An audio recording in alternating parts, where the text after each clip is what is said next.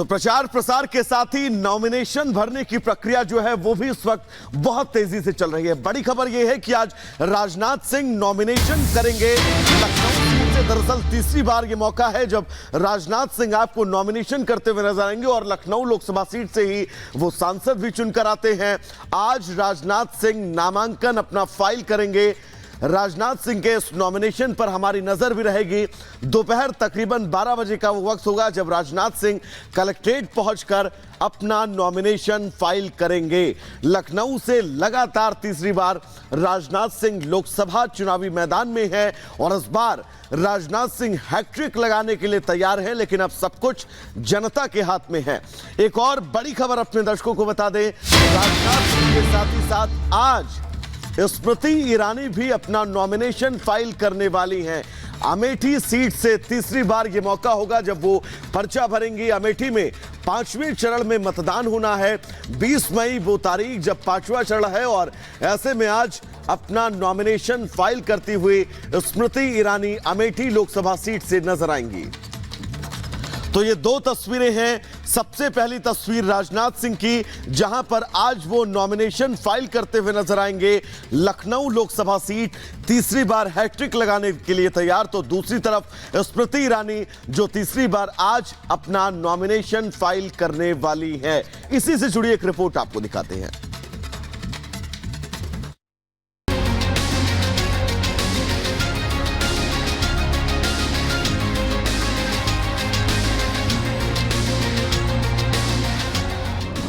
BJP के दो दिग्गज नेता और केंद्रीय मंत्री एक बार फिर से लोकसभा चुनाव में अपना दम भरने के लिए तैयार हैं। बीजेपी नेता और रक्षा मंत्री राजनाथ सिंह लखनऊ से नामांकन करेंगे, वहीं महिला एवं बाल कल्याण मंत्री स्मृति ईरानी अमेठी से पर्चा भरेंगी।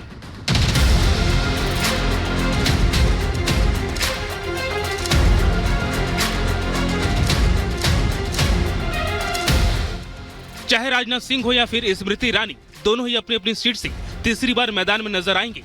रक्षा मंत्री राजनाथ सिंह की बात करें तो 2014-2019 लोकसभा चुनाव में रिकॉर्ड मतों से चुनाव जीतने के बाद इस बार राजनाथ सिंह लखनऊ सीट से हैट्रिक लगाने उतर रहे हैं, जहां उनका मुकाबला सपा उम्मीदवार रविदास मेहरोत्रा और बसपा की सरवर मलिक से होने जा रहा है।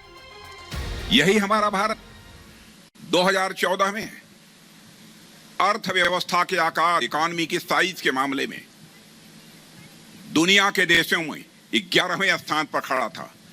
करिश्माई काम किया है हमारे प्रधानमंत्री मोदी जी ने कि बहनों भाइयों, जो हमारा भारत धन दौलत के आकार के मामले में, इकोनॉमी के साइज के मामले में दुनिया में 11वें स्थान पर खड़ा था, वह 8 साल के अंदर ही जंप लेकर आज दुनिया के देशों में 5वें स्थान पर पहुंच गया है।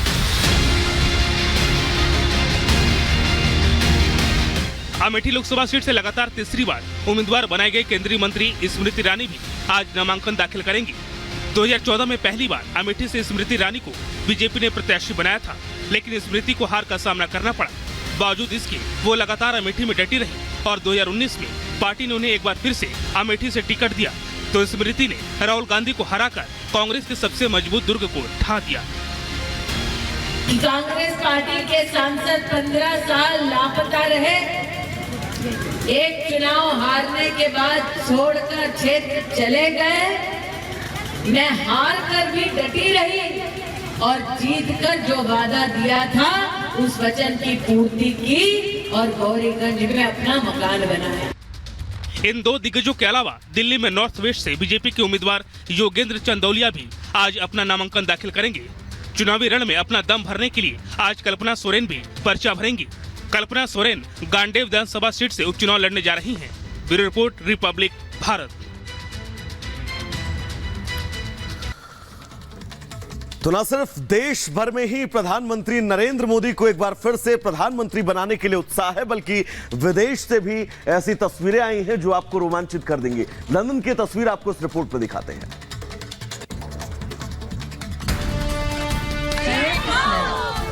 लोकसभा चुनाव के 2 चरण के बाद अब तैयारी तीसरे चरण की है। बीजेपी के तमाम दिग्गज चुनाव प्रचार में जुटे हुए हैं, तो बीजेपी का समर्थन देश के बाहर भी हो रहा है।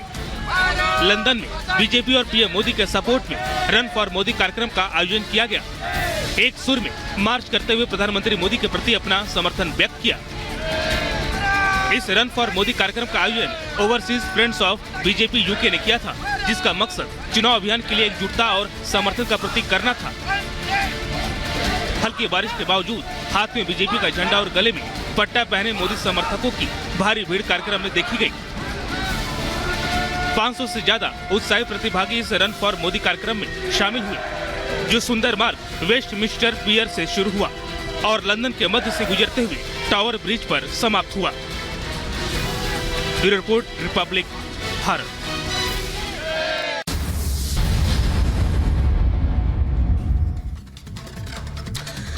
नमस्कार दोस्तों, एक बार फिर आप सभी का बहुत बहुत स्वागत है। बुलेटिन की शुरुआत एक बड़ी खबर से करेंगे। दरअसल छत्तीसगढ़ में भीषण सड़क हादसा हुआ है और इस सड़क हादसे के बाद चारों तरफ अफरा-तफरी का माहौल है।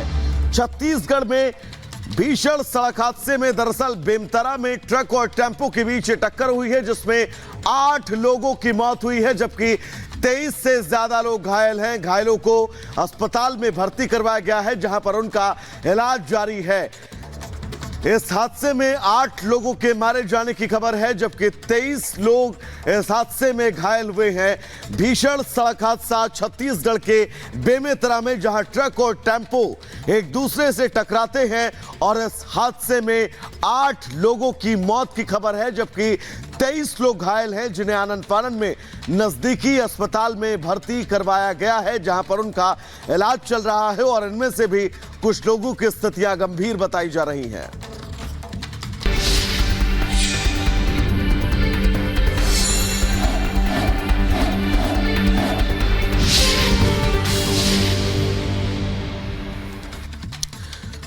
तो चलिए दर्शकों, अब आगे बढ़ेंगे और बात लोकसभा चुनाव की करेंगे। दरअसल 2 चरणों का चुनाव हो चुका है और अब बारी तीसरे चरण की है, जिसको लेकर वोट डलने हैं, जिसका इंतजार पूरा देश कर रहा है, क्योंकि यह चरण कहीं ना कहीं से लोकसभा चुनाव 2024 की दशा और दिशा तय करेगा। 5 तस्वीरें सबसे पहले हम अपने दर्शकों को दिखाते हैं और इन 5 तस्वीरों के जरिए आप ये समझिए तीसरे चरण के रण में कैसे बड़े बड़े दिग्गज जो हैं वो प्रचार प्रसार करते हुए नजर आ रहे हैं। अमित शाह का असम और बिहार द्वारा मोदी मिशन दक्षिण पर रहेंगे। इंडी नेता भी जनता के बीच जाकर वोट मांगते हुए दिखाई देंगे। तेलंगाना में जेपी नड्डा जनसभा करेंगे, जबकि बदायूं में मायावती रैली करने वाली हैं। यानी कि सभी दिग्गज अब नजर आएंगे आपको चुनावी मैदान में प्रचार करते हुए। एक बड़ी खबर उस बीच और प्रधानमंत्री के कर्नाटक दौरे का आखिरी दिन आज है। आज 2 जगहों पर जनता के बीच प्रधानमंत्री आपको नजर आएंगे। पहली जगह बागलकोटे और दूसरी जगह सोलापुर, जहां पर प्रधानमंत्री कर्नाटक की जनता को संबोधित करते हुए नजर आएंगे। और कर्नाटक के बाद उनका महाराष्ट्र का दौरा है, यानी कि कर्नाटक के बाद वो महाराष्ट्र के सतारा और पुणे में जनता से जीत का आशीर्वाद मांगते हुए नजर आएंगे। प्रधानमंत्री के आज कार्यक्रम क्या है? दरअसल कर्नाटक और महाराष्ट्र में प्रधानमंत्री नरेंद्र मोदी की 4 जनसभाएं हैं, जहां पर वो जनता के बीच नजर आएंगे। मिशन 400 को लेकर जो बीजेपी लगातार प्रचार प्रसार कर रही है, उसमें वो दम भरते हुए नजर आएंगे।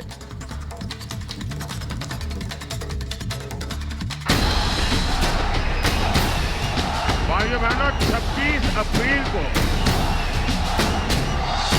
जो मतदान हुआ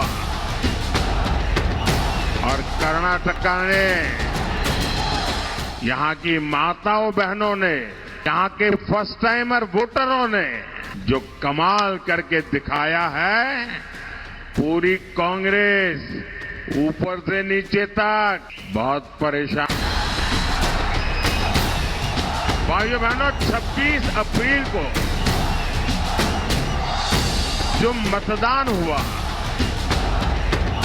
और कर्नाटका ने यहां की माताओं बहनों ने, यहां के फर्स्ट टाइमर वोटरों ने जो कमाल करके दिखाया है, पूरी कांग्रेस ऊपर से नीचे तक बहुत परेशान हो गई है। 4 जून को पूरे कर्नाटका में सेलिब्रेशन होने जा रहा है। नेहा को उस बेटी का क्या गुनाह था, और उसके पिता तो कांग्रेस के कार्यकर्ता है। वोट बैंक की भूखी सरकार आपकी रक्षा नहीं कर सकती। 24 के चुनावी संग्राम में हर तरफ दाव और वादों की गर्जना सुनाई दे रही है। पीएम मोदी मिशन दक्षिण के मजबूत इरादे के साथ कर्नाटक दौरे पर हैं। जनता के भरोसे के दम पर एनडीए 400 पार और मोदी तीसरी पारी की हुंकार भर रहे हैं। कर्नाटक दौरे पर पहुंचे पीएम का आज दूसरा दिन है। कर्नाटक में पीएम आज 2 जगहों पर जनता के बीच पहुंचेंगे। बागलकोटे और सोलापुर में जनसभा को संबोधित करेंगे। कर्नाटक के बाद पीएम महाराष्ट्र के लिए रवाना हो जाएंगे, जहां सतारा और पुणे में जनता से जीत का आशीर्वाद मांगेंगे। चुनावी प्रचार अभियान के सुपर संडे में पीएम मोदी कर्नाटक में ही थे, जहां जनसभा को संबोधित करते हुए पीएम कांग्रेस पर जमकर बरसे। राहुल गांधी के विवादित बयान पर उन्हें आड़े हाथों लिया और बताया कि कांग्रेस की तुष्टीकरण की मानसिकता अब खुलकर देश के सामने आ रही है।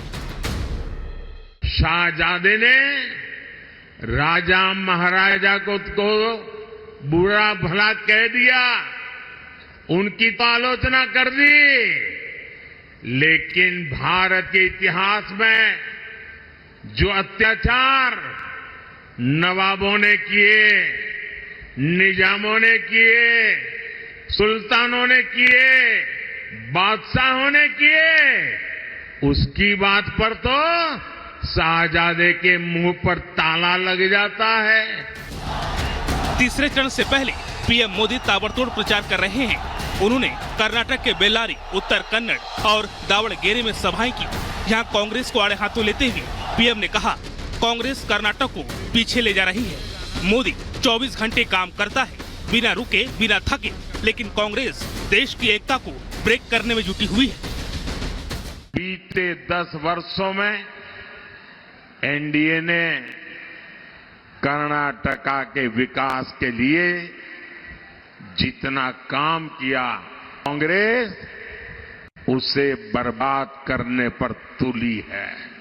वो सुबह शाम तय करते हैं कि नंबर 2 एक को कैसे मारेगा, एक नंबर तय करता है नंबर 2 को कैसे